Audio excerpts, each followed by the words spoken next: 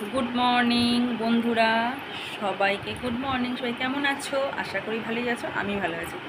তো 6টায় উঠেছি, 6:15-তে উঠেছি। উঠে হচ্ছে অফিসের রান্না আজকে করেছি। কালকে বাবার থেকে পটল নিয়েছিলাম, লম্বা লম্বা পটল। পটলের সেই পেঁয়াজ রসুন আদা দিয়ে পটলের কাই কাই মতো দোলমা যেটাকে বলে আমরা করে থাকি, মা ভালো করে, ওটা করেছি। আলু ভাতে দিয়েছি আর ডিম সিদ্ধ করে দিয়েছি। আজকে কালকে বলেই রেখেছি যে তোমার কি ডাল লাগবে, বলছে না, এগুলো ডাল করিনি। তো ছাতু গুলেছি আর তোমার তরকারি রান্নাগুলো দেখে দিচ্ছি। ও টিফিন মেজে টিফিন প্যাক করে দিয়েছি, ও বাথরুমে। আর ও একটু পরে বেরিয়ে যাবে রেডি হয়ে অফিসে। আর হচ্ছে RM ফ্যামিলিতে সবাইকে স্বাগত। নতুন একটি ব্লগে নতুন দিনের সূচনা নিয়ে তোমাদের সাথে নিয়ে ব্লগটা আরম্ভ করলাম।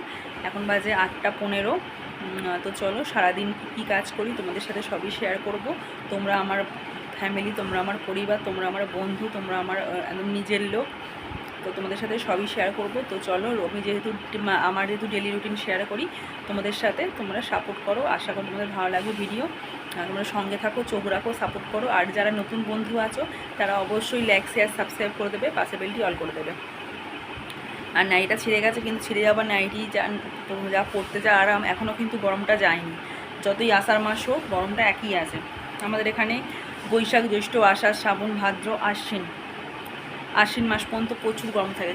কার্তিকের শেষ থেকে হালকা ঠান্ডা পড়ে, মানে 4 মাস মতো ঠান্ডা, আর 8 মাস পর্যন্ত গরম। যাই হোক, তো চলো, গরম এটা হচ্ছে প্রাকৃতিক নিয়ম। প্রাকৃতিক নিয়মকে সঙ্গে রেখেই চলতে হবে।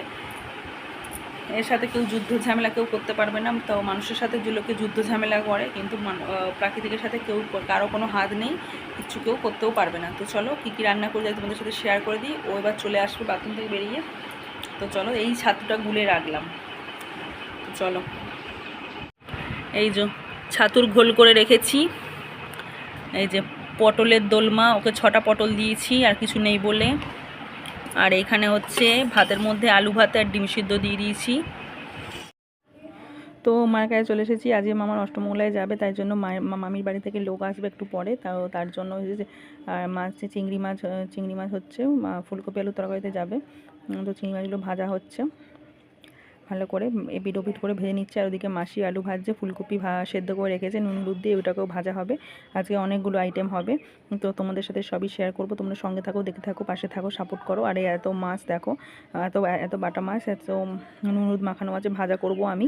আর চিংড়ি মাছ, আর সকালে লুচি আর তরকারি হয়েছিল, এসে সবাই খেলো। আর এখানে ফুলকপি মা হচ্ছে তুলছে আলুগুলো ফুলকপির মতো লাগছে। ফুলকপি মনে হয় ভাজা হয়ে গেছে। এই সবগুলো যত মেনু হবে তোমার সাথে সবই শেয়ার করছি। আর আর গরমটা ভালোই পড়েছে। তোমরা সবাই কেমন আছো গরমে? সবাই সাবধানে থাকবে। আর বাড়িতে কোনো অনুষ্ঠান আয়োজন হলে ভালোই লাগে বেশ। তো চলো, আর এখানে মাছ ভাজা হচ্ছে, মাছটা দিয়ে দেবো কড়ায়। ভালো করে তেল গরম হয়ে গেছে।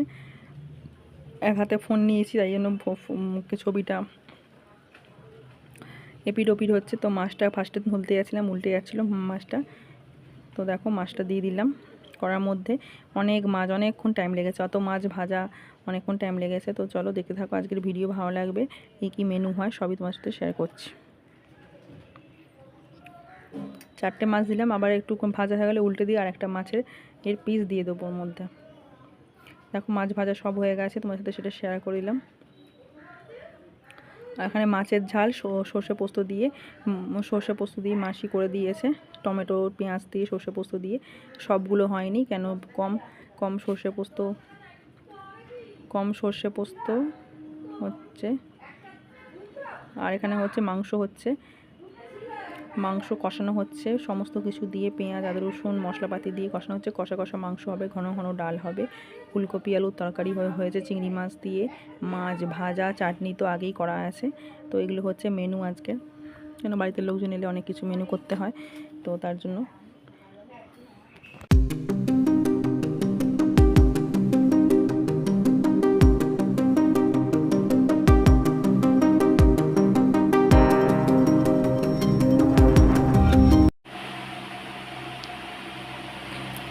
আজকে আজকে যেহেতু অষ্টমঙ্গলা মানে মামি চলে যাবে বাপের বাড়িতে, মানে মামির বাপের বাড়িতে মামাকে নিয়ে, তো আনতে এসেছে, তার ভাই আনতে এসেছে, মামির ভাই।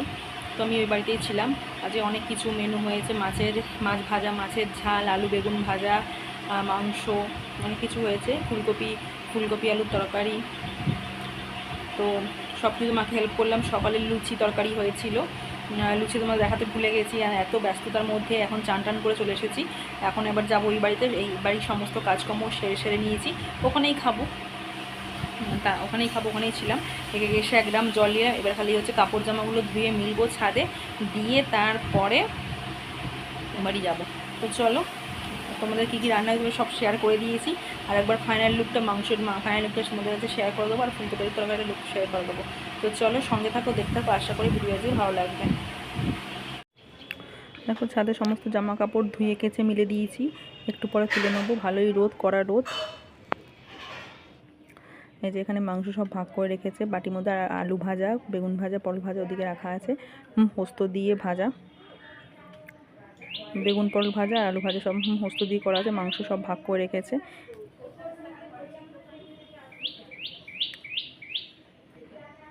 আর এখানে ফুলকপি আলু চিংড়ি মাছ দিয়ে তরকারি ঘন ঘন করা হয়েছে। সব রান্নাই অসাধারণ, একদম খেতে একদম অসাধারণ হয়েছিল খেতে।